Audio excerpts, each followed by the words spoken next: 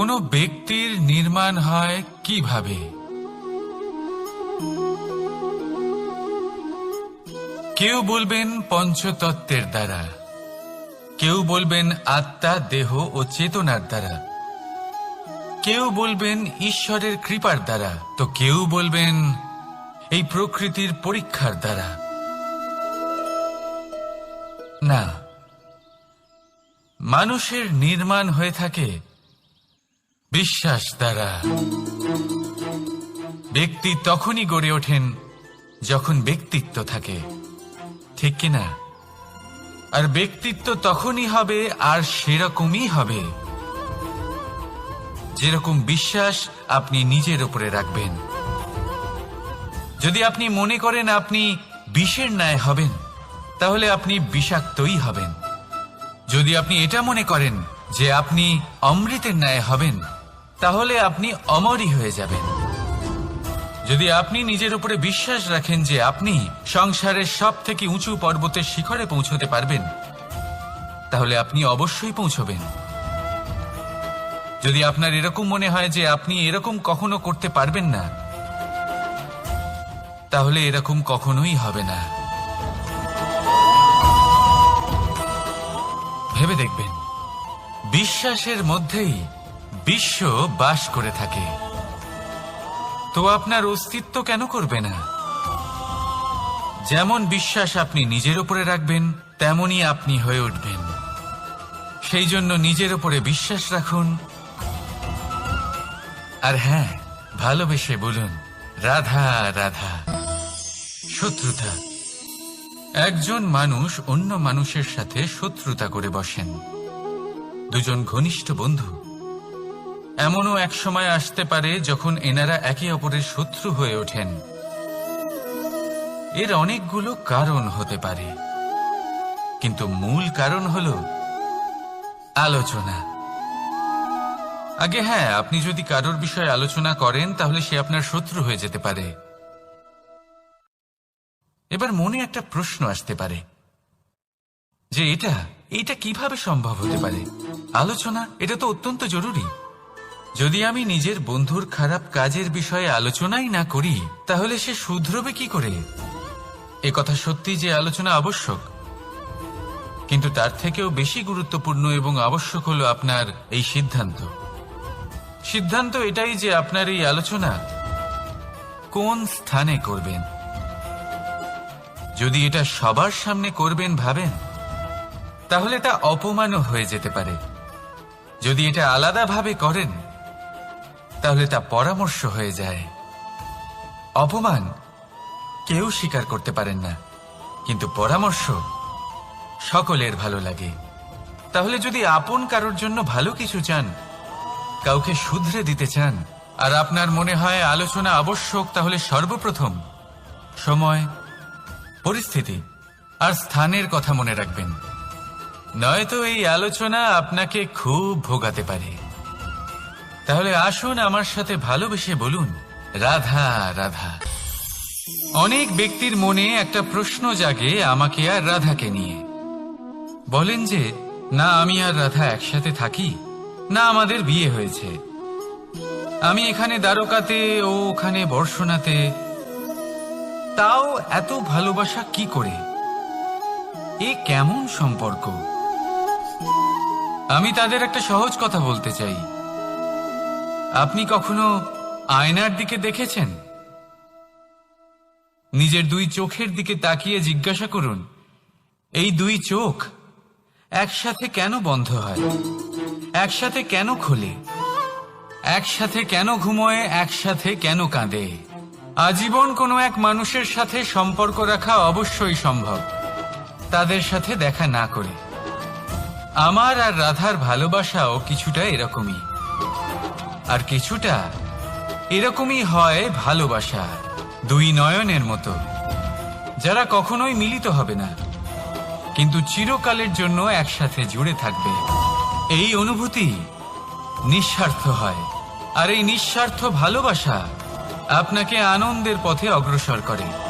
জীবনে সবসময় নিঃস্বার্থভাবে ভালোবাসুন, শুধুমাত্র আনন্দই পাবেন। তাহলে আসুন আমার সাথে নিঃস্বার্থভাবে ভালোবেসে বলুন, রাধা রাধা। এই পাখিরা সত্যি খুব সুন্দর, আমার খুব ভালো লাগে। আপনি নিশ্চয়ই শুনে থাকবেন যে কিছু পাখির কাছে ডানা অবশ্যই থাকে, কিন্তু উড়তে পারে না। তারা চায় উঁচু আকাশে উড়ে বেড়াতে এবং মেঘেদের সাথে কথা বলতে, করতেই পারে না। এবার এই সংসারেও পাওয়া যায় ঘুড়িও। এদের মধ্যে না জীবন আছে, না প্রাণ আছে, আর না আছে ডানা, কিন্তু এরা আকাশের সাথে কথা বলে, হাওয়ার বেগের সাথে কথা বলে, আনন্দ করে, উৎফুল্ল হয়ে ওঠে। আকাশে জীবনের কিছু মুহূর্ত কাটায়। তার কারণ কি হতে পারে? কারণ হলো সুতো। এই সুতো যদি সঠিক হাতে থাকে তাহলে এই কাগজের তৈরি ঘুড়িও আকাশের উচ্চতায় উড়ে বেড়াতে পারে। এবার এই সুতো আসলে কি? এই সুতো হলো আসলে ভালোবাসা। এই সুতো হলো আসলে বিশ্বাসের। আর এটা আপনি দিয়ে থাকেন তাদের হাতে যাদের আপনি বিশ্বাস করেন, যাদের আপনি নিজের সর্বস্ব দিয়ে দেন। ভেবে দেখুন, এই ভালোবাসা আর বিশ্বাসের সুতো আপনি যদি সঠিক মানুষের হাতে দিয়ে দেন তাহলে আপনি অনেক উচ্চতায় উঠতে পারবেন,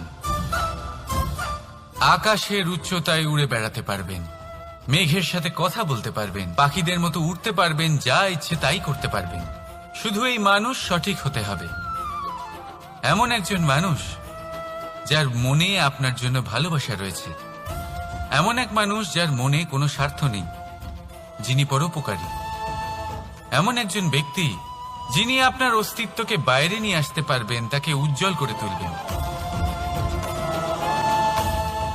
তাহলে ভালোবাসুন, আনন্দ করতে থাকুন, আর এই আনন্দ সহকারে বলুন, রাধা রাধা।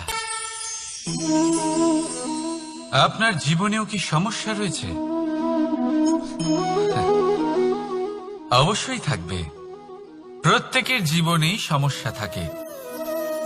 প্রত্যেক মানুষ জিজ্ঞাসাও করেন যে এই সমস্যা আসলে কি আর কেন আসে জীবনে। আপনাকে একটা কথা বলে দিই যে সমস্যা আসলে সেটা নয় যা আপনার পথে বাধা সৃষ্টি করে, বরং সমস্যা হলো সেটাই যেটা আপনি তখন দেখতে পান যখন আপনার একাগ্রতা আপনার পথ থেকে, আপনার লক্ষ্য থেকে সরে যেতে থাকে। আর এই সমস্যাগুলি দূর করার জন্য, এর সমাধান করার জন্য একটাই পথ আছে, নিজের সমস্ত ভাবনা আরো একবার একাগ্র করুন নিজের পথের দিকে, নিজের লক্ষ্যের দিকে। আপনার সমস্ত ভাবনা যদি কেন্দ্রীভূত হয় নিজের লক্ষ্যে, তাহলে এই সমস্যা দূরে থাকবে। যদি এরকম না হয়, যদি আপনার মন একটু অন্যদিকে চলে যায়, তাহলে এই সমস্ত সমস্যা আবার সামনে চলে আসে আর বাড়তেও থাকে। দেখুন, যেখানে আপনার লক্ষ্য রয়েছে, বাণ যদি সেখানেই চালাতে হয়, তাহলে দৃষ্টি তো সেদিকেই রাখতে হবে। তবেই তো আপনি সেই লক্ষ্য ভেদ করতে পারবেন। সেই জন্য মনে রাখবেন, সর্বদা লক্ষ্য রাখবেন নিজের পথে, সেই পথেই সামনে এগোতে থাকুন নিজের লক্ষ্যের দিকে। আপনি যত সামনে এগোতে থাকবেন এই সমস্যা তত পিছিয়ে যাবে। তাহলে আসুন আমার সাথে ভালোবেসে বলুন, রাধা রাধা। আমরা সকলে এমন ব্যক্তির সাথে থাকতে চাই যারা খুব মিষ্টি কথা বলেন, যাদের ব্যবহার আমাদের ভালো লাগে, যারা দেখতে সুন্দর হন, যাদের আমরা পছন্দ করি। আর সবসময় এমন ব্যক্তির থেকে দূরে থাকতে চেষ্টা করি যাদেরকে আমরা পছন্দ করি না, যাদের কথা আমাদের খারাপ লাগে, যাদের কথা একটু কঠোর হয়। আমরা সবসময় চেষ্টা করি এদের থেকে দূরে থাকার, ঠিক কিনা? কিন্তু যদি বাস্তবটা দেখি, তাহলে এই কঠোরতা জীবনে শান্তির প্রলেপ দেয়। ওষুধও একটু কড়াই হয়, কিন্তু এ কি করে? আমাদের সুস্থ করে তোলে। ঠিক সেইভাবেই ভালোবাসার এই অধ্যায় একটু কঠিন, একটু কড়াও মনে হতে পারে, কিন্তু এর ফল সবসময় আপনাদের স্বাস্থ্যের পক্ষে ভালোই হয়। সেই জন্য যদি কেউ আপনার নিন্দে করে, আপনাকে কড়া কথা শোনায়, আপনার ব্যাপারে আলোচনা করে, তার মানে এটা নয় যে সে আপনার শত্রু। হতে পারে তিনি আপনার বন্ধু হন, আপনার জন্য ভালো চান, আপনাকে শুধরে নিতে চান, আপনার মধ্যে কোনো পরিবর্তন দেখতে চান। সেই জন্য কখনো কারোর কথা শুনে বা কাউকে দেখে প্রাথমিকভাবে এই সিদ্ধান্ত নেবেন না যে তিনি আপনার শত্রু হন নাকি আপনার বন্ধু হন। এমনও শত্রু হয়ে থাকেন যে গুড়ের মতো মিষ্টি মিষ্টি কথা বলে আসলে আপনাকে বিষ পান করিয়ে দেবেন। আর এমনও বন্ধু থাকেন যারা আসলে নিমের মতো কড়া কথা বলেন কিন্তু আপনাকে অমৃত পান করান। এদের মধ্যে পার্থক্য করতে জানতে হবে, কে আসলে শত্রু হন আবার কে আসলে মিত্র হন। এই পার্থক্য যখন আপনি করতে শিখবেন, তখন আপনি এই সংসারের সব থেকে সুখী প্রাণী হয়ে উঠবেন। এই পার্থক্য বোঝা সহজ নয়, কিন্তু অবশ্যই আবশ্যক। রাধা রাধা। অসুখ। এমন কোন মানুষ আছেন এই সংসারে যার অসুখ করে না? প্রত্যেক মানুষ কখনো না কখনো অবশ্যই অসুস্থ হয়েছে, তার এই শরীর রোগের শিকার অবশ্যই হয়েছে। এবারে দেখুন, এই রোগ আসে আবার এই রোগ চলেও যায়, কিন্তু সেই রোগ আমাদের কষ্ট দিতে কেন সক্ষম হয়? কারণ হলো স্বচ্ছতা। যদি এই স্বচ্ছতা শরীরে না থাকে তাহলে মানুষকে শারীরিক কষ্ট পেতেই হবে। ঠিক সেইভাবেই অত্যন্ত প্রয়োজনীয় হলো এই স্বচ্ছতা যেন মনেও থাকে। যদি এই স্বচ্ছতা মনে না থাকে তাহলে মানুষ চারিত্রিকভাবে কষ্ট সহ্য করেন। এবারে নিবারণ কি হতে পারে? বড়ই সহজ এর উপশম। যদি রোগ শরীরে হয় তাহলে সর্বপ্রথম স্বচ্ছতা বজায় রাখতে শিখুন, এই শরীরকে পরিষ্কার রাখতে শিখুন। বিচক্ষণতার সাথে এই রোগের সম্মুখীন হন, ভয় পাওয়ার কোনো দরকার নেই। ব্যায়াম করতে থাকুন, সব ঠিক হয়ে যাবে। সেইভাবেই যদি এই অসুখ মনে হয় তাহলে কি করা যায়? সর্বপ্রথম তার আধারের উপরে নজর দিন। আপনার এই আধারই হলো আপনার আহার। যা আপনি আহার করবেন সেরকমই মানুষ হয়ে উঠবেন। সেইভাবেই আপনি যেরকম ভাবেন সেরকমই মানুষ হয়ে উঠবেন। সেই জন্য নিজের ভাবনাকে শুভ করুন, নিজের দৃষ্টিভঙ্গিকে শুভ করে তুলুন, সবকিছু সঠিক হবে। আপনার আমার সবার মধ্যেই এক রাক্ষস বাস করে, তার সম্মুখীন হন, তাকে পরাস্ত করুন। তাহলে এই রোগ সে শরীরেই হোক বা মনের মধ্যে, যদি সঠিক সময় তাকে আটকানো না যায় তাহলে যে কোনো সময় তা মহামারীর রূপ ধারণ করবে। সেই জন্য সাবধানে থাকুন, সুস্থ থাকুন। তাহলে আসুন আমার সাথে ভালোবেসে বলুন রাধা রাধা। বাজ পাখিকে পক্ষীরাজ বলা হয়। বাজের আয়ু হলো মোটামুটি 70 বছর। এবার 40 বছর হতে হতেই ওদের পালক লম্বা এবং ভঙ্গুর হয়ে যেতে থাকে, ঠোঁট বেঁকে যায়, ডানা ভারী হয়ে যায়, অর্থাৎ আগের মতো উড়তে পারে না, সেই শক্তি থাকে না। এবার সেই বাজ কি করবে?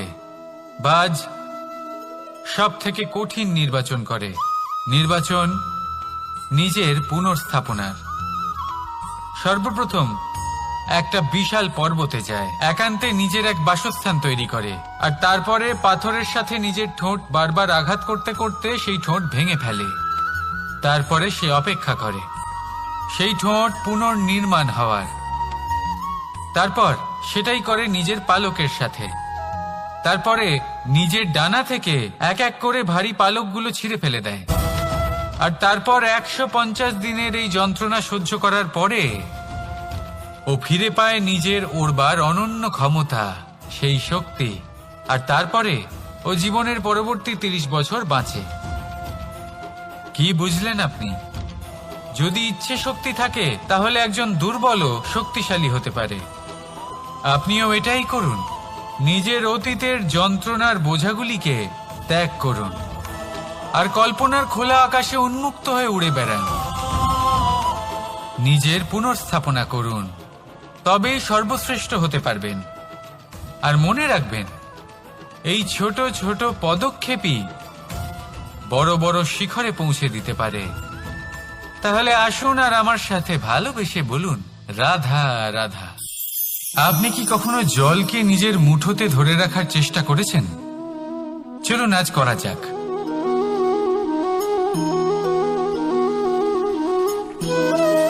যদি আপনি নিজের মুঠো জোরে বন্ধ করেন, জল ধরে রাখতে পারবেন না। যদি আপনি তাকে এমনি বইতে দেন, তাহলে ও নিজের পথ নিজেই করে নেবে, আর আপনার হাতেও থেকে যাবে। আমাদের জীবনও হলো কিছুটা এরকম, জলের মতো। নিজের পথ নিজেই করে নেয় এই জীবন। প্রত্যেক সমস্যার সমাধান নিজেই করে নেয় এই জীবন। তাই জীবনে যখন কোনো পরিস্থিতি আমাদের প্রতিকূল হয়ে থাকে, কিছুই হয়তো আমরা বুঝতে পারছি না, কিছুই যখন বসে থাকে না, তখন আমরা হতাশ হয়ে পড়ি, নিরাশ হয়ে পড়ি। আর এটাই করা উচিত নয়।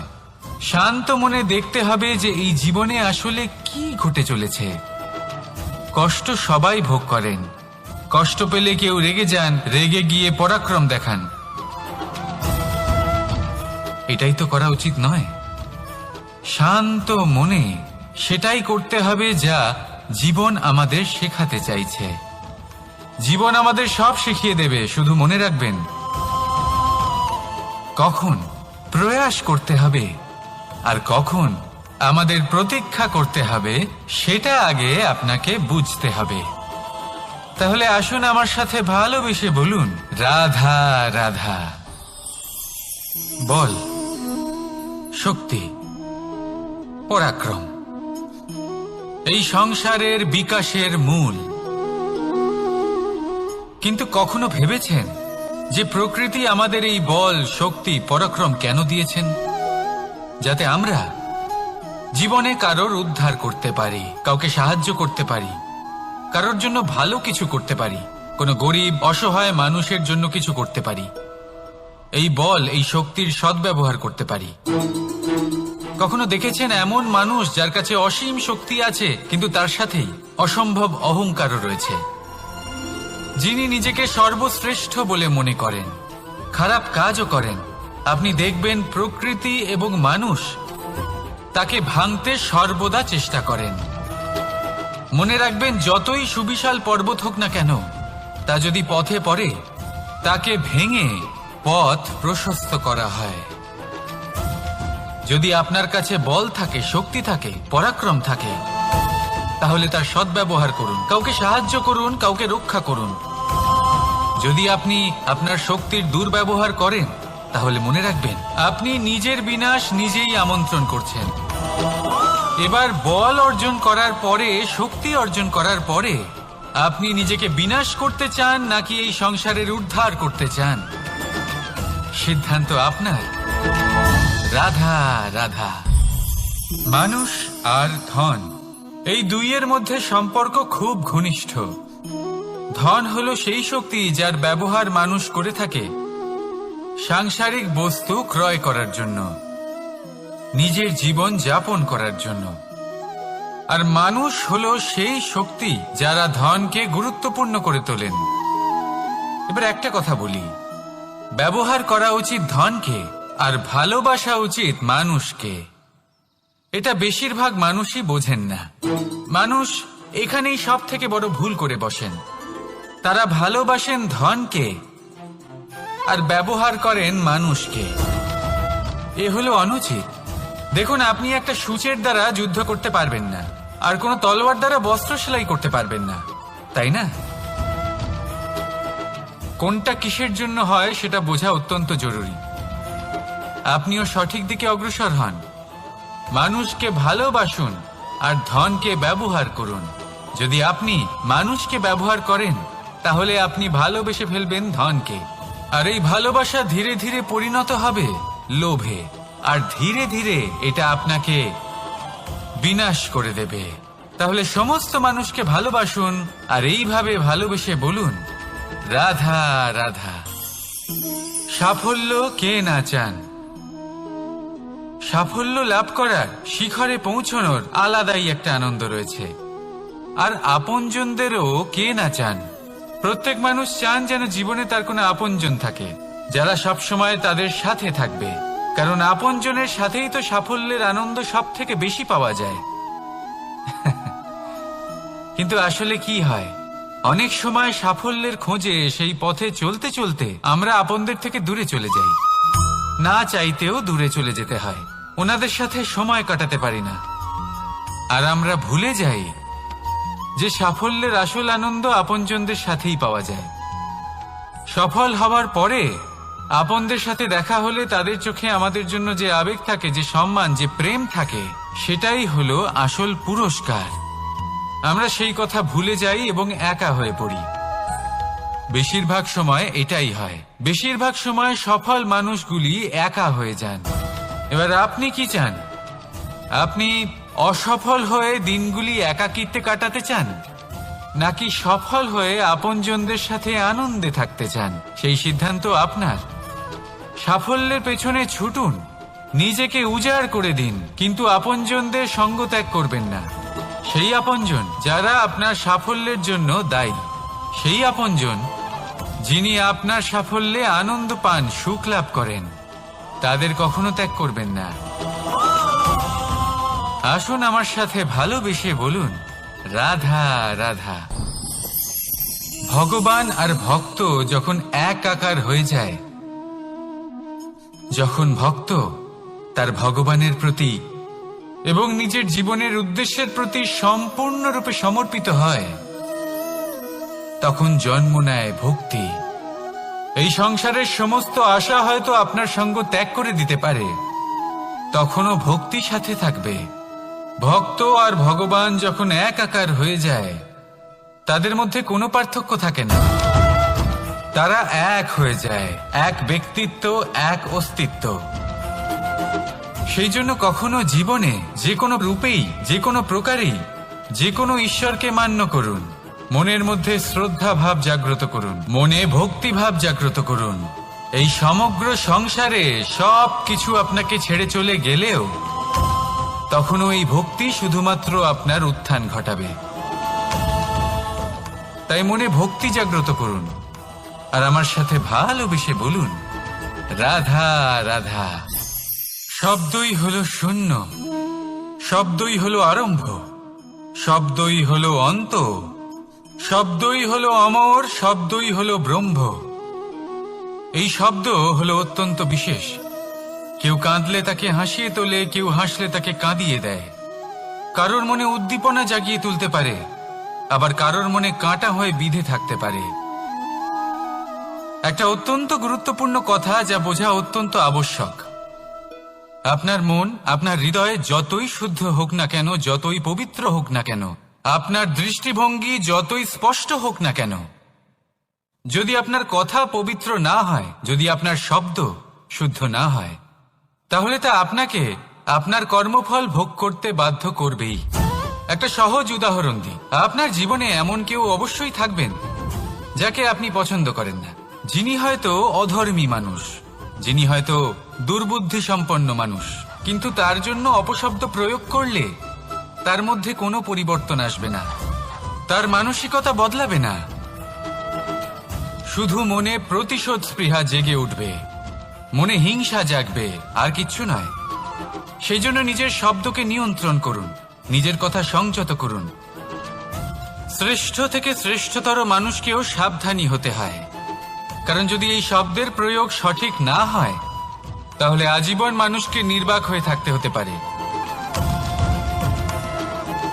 তাহলে নিজের শব্দ নিয়ন্ত্রিত রাখুন, নিজের কথাকে শুভ করুন, এতে প্রেমবোধ জাগিয়ে তুলুন, আর সেই প্রেমবোধ নিয়েই বলুন, রাধা রাধা।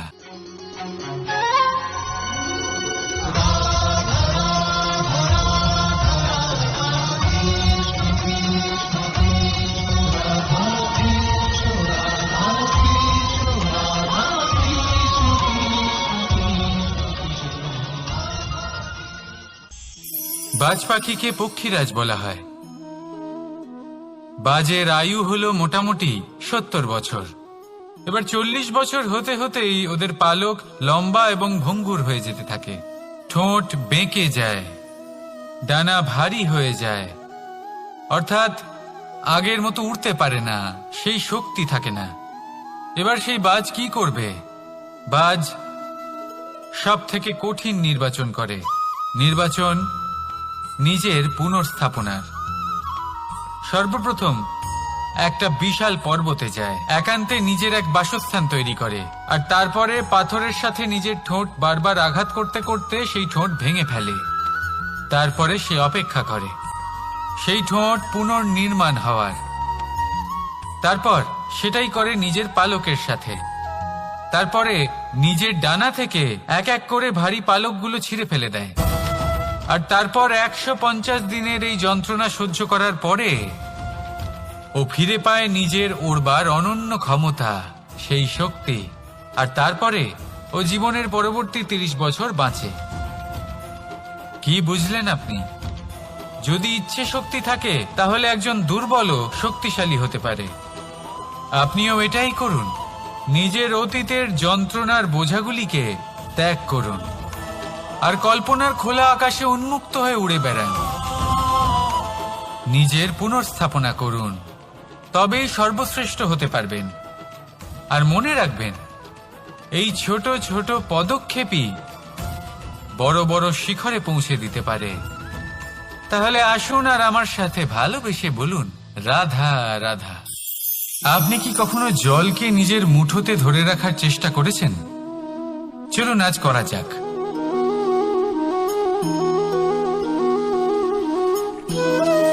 যদি আপনি নিজের মুঠো জোরে বন্ধ করেন, জল ধরে রাখতে পারবেন না। যদি আপনি তাকে এমনি বইতে দেন, তাহলে ও নিজের পথ নিজেই করে নেবে আর আপনার হাতেও থেকে যাবে। আমাদের জীবনও হলো কিছুটা এরকম, জলের মতো। নিজের পথ নিজেই করে নেয় এই জীবন। প্রত্যেক সমস্যার সমাধান নিজেই করে নেয় এই জীবন।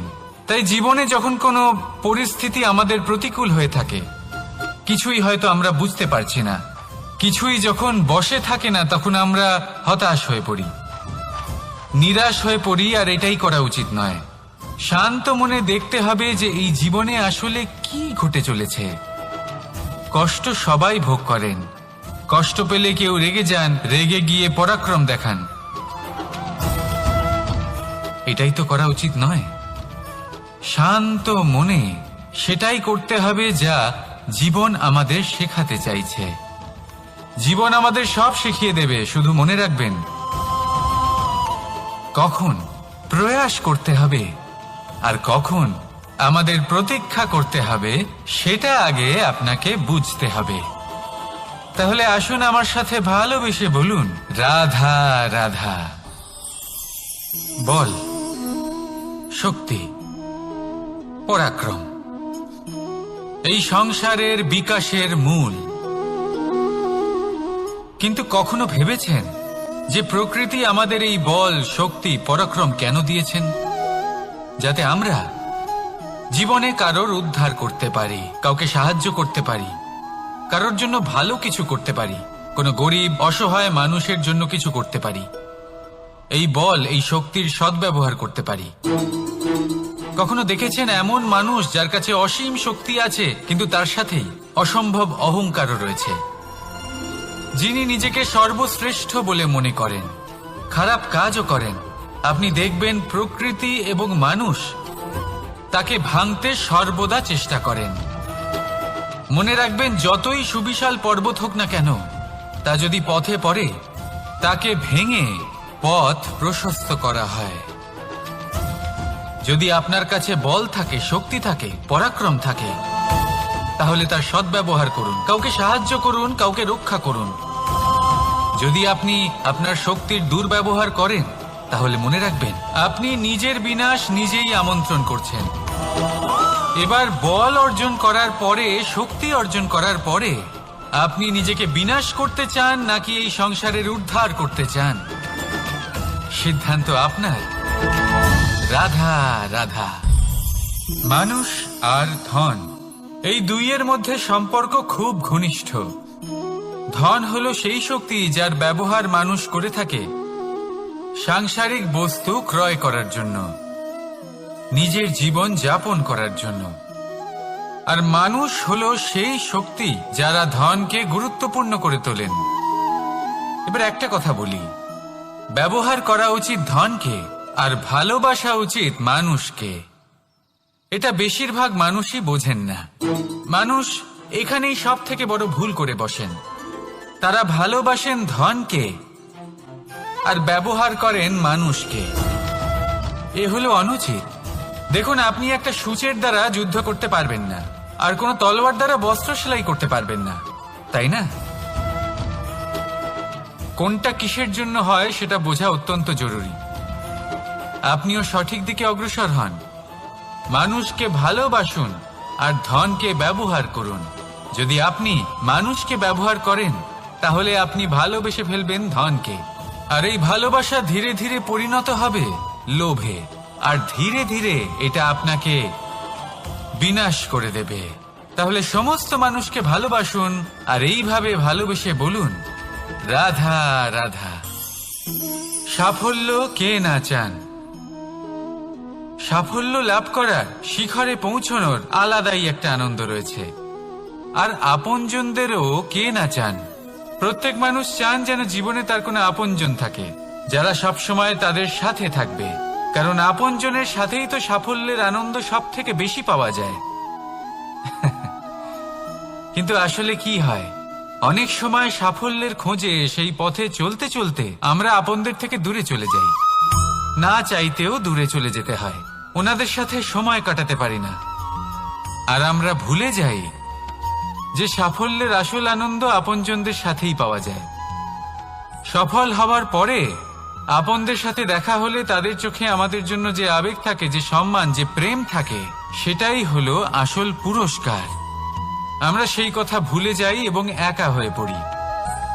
বেশিরভাগ সময় এটাই হয়। বেশিরভাগ সময় সফল মানুষগুলি একা হয়ে যান। এবার আপনি কি চান? আপনি অসফল হয়ে দিনগুলি একাকিত্বে কাটাতে চান, নাকি সফল হয়ে আপনজনদের সাথে আনন্দে থাকতে চান? সেই সিদ্ধান্ত আপনার। সাফল্যের পেছনে ছুটুন, নিজেকে উজাড় করে দিন, কিন্তু আপনজনদের সঙ্গ ত্যাগ করবেন না। সেই আপনজন যারা আপনার সাফল্যের জন্য দায়ী, সেই আপনজন যিনি আপনার সাফল্যে আনন্দ পান, সুখ লাভ করেন, তাদের কখনো ত্যাগ করবেন না। আসুন আমার সাথে ভালোবেসে বলুন, রাধা রাধা।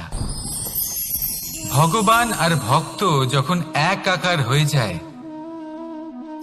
যখন ভক্ত তার ভগবানের প্রতি এবং নিজের জীবনের উদ্দেশ্যের প্রতি সম্পূর্ণরূপে সমর্পিত হয়, তখন জন্ম নেয় ভক্তি। এই সংসারের সমস্ত আশা হয়তো আপনার সঙ্গ ত্যাগ করে দিতে পারে, তখনও ভক্তি সাথে থাকবে। ভক্ত আর ভগবান যখন এক আকার হয়ে যায়, তাদের মধ্যে কোনো পার্থক্য থাকে না। তারা এক হয়ে যায়, এক ব্যক্তিত্ব, এক অস্তিত্ব। সেই জন্য কখনো জীবনে যে কোনো রূপেই, যে কোনো প্রকারেই, যে কোনো ঈশ্বরকে মান্য করুন। মনের মধ্যে শ্রদ্ধা ভাব জাগ্রত করুন, মনে ভক্তি ভাব জাগ্রত করুন। এই সমগ্র সংসারে সব কিছু আপনাকে ছেড়ে চলে গেলেও তখনও এই ভক্তি শুধুমাত্র আপনার উত্থান ঘটাবে। তাই মনে ভক্তি জাগ্রত করুন আর আমার সাথে ভালোবেসে বলুন, রাধা রাধা। শব্দই হলো শূন্য, শব্দই হলো আরম্ভ, শব্দই হলো অন্ত, শব্দই হলো অমর, শব্দই হলো ব্রহ্ম। এই শব্দ হলো অত্যন্ত বিশেষ। কেউ কাঁদলে তাকে হাসিয়ে তোলে, কেউ হাসলে তাকে কাঁদিয়ে দেয়। কারোর মনে উদ্দীপনা জাগিয়ে তুলতে পারে, আবার কারোর মনে কাঁটা হয়ে বিঁধে থাকতে পারে। একটা অত্যন্ত গুরুত্বপূর্ণ কথা যা বোঝা অত্যন্ত আবশ্যক। আপনার মন, আপনার হৃদয় যতই শুদ্ধ হোক না কেন, যতই পবিত্র হোক না কেন, আপনার দৃষ্টিভঙ্গি যতই স্পষ্ট হোক না কেন, যদি আপনার কথা পবিত্র না হয়, যদি আপনার শব্দ শুদ্ধ না হয়, তাহলে তা আপনাকে আপনার কর্মফল ভোগ করতে বাধ্য করবেই। একটা সহজ উদাহরণ দিই। আপনার জীবনে এমন কেউ অবশ্যই থাকবেন যাকে আপনি পছন্দ করেন না, যিনি হয়তো অধর্মী মানুষ, যিনি হয়তো দুর্বুদ্ধি সম্পন্ন মানুষ, কিন্তু তার জন্য অপশব্দ প্রয়োগ করলে তার মধ্যে কোনো পরিবর্তন আসবে না, তার মানসিকতা বদলাবে না, শুধু মনে প্রতিশোধ স্পৃহা জেগে উঠবে, মনে হিংসা জাগবে, আর কিচ্ছু নয়। সেই জন্য নিজের শব্দকে নিয়ন্ত্রণ করুন, নিজের কথা সংযত করুন। শ্রেষ্ঠ থেকে শ্রেষ্ঠতর মানুষকেও সাবধানী হতে হয়, কারণ যদি এই শব্দের প্রয়োগ সঠিক না হয় তাহলে আজীবন মানুষকে নির্বাক হয়ে থাকতে হতে পারে।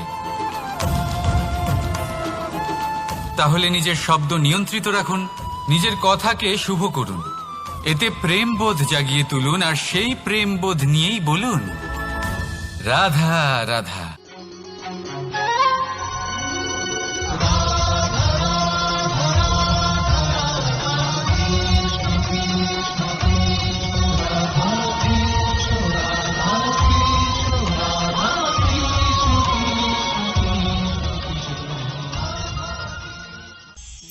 বাজ পাখিকে পক্ষীরাজ বলা হয়। বাজের আয়ু হলো মোটামুটি 70 বছর। এবার 40 বছর হতে হতেই ওদের পালক লম্বা এবং ভঙ্গুর হয়ে যেতে থাকে, ঠোঁট বেঁকে যায়, ডানা ভারী হয়ে যায়, অর্থাৎ আগের মতো উড়তে পারে না, সেই শক্তি থাকে না। এবার সেই বাজ কি করবে? বাজ সব থেকে কঠিন নির্বাচন করে, নির্বাচন নিজের পুনর্স্থাপনার। সর্বপ্রথম একটা বিশাল পর্বতে যায়, একান্তে নিজের এক বাসস্থান তৈরি করে, আর তারপরে পাথরের সাথে নিজের ঠোঁট বারবার আঘাত করতে করতে সেই ঠোঁট ভেঙে ফেলে। তারপরে সে অপেক্ষা করে সেই ঠোঁট পুনর্নির্মাণ হওয়ার। তারপর সেটাই করে নিজের পালকের সাথে। তারপরে নিজের ডানা থেকে এক এক করে ভারী পালকগুলো ছিঁড়ে ফেলে দেয়। আর তারপর 150 দিনের এই যন্ত্রণা সহ্য করার পরে ও ফিরে পায় নিজের ওড়বার অনন্য ক্ষমতা, সেই শক্তি। আর তারপরে ও জীবনের পরবর্তী 30 বছর বাঁচে। কি বুঝলেন আপনি? যদি ইচ্ছে শক্তি থাকে তাহলে একজন দুর্বলও শক্তিশালী হতে পারে। আপনিও এটাই করুন, নিজের অতীতের যন্ত্রণার বোঝাগুলিকে ত্যাগ করুন, আর কল্পনার খোলা আকাশে উন্মুক্ত হয়ে উড়ে বেড়ান। নিজের পুনর্স্থাপনা করুন, তবেই সর্বশ্রেষ্ঠ হতে পারবেন।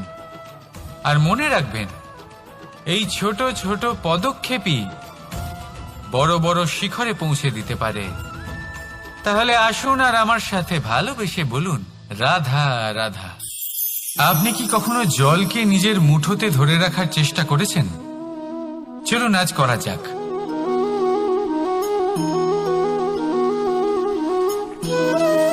যদি আপনি নিজের মুঠো জোরে বন্ধ করেন,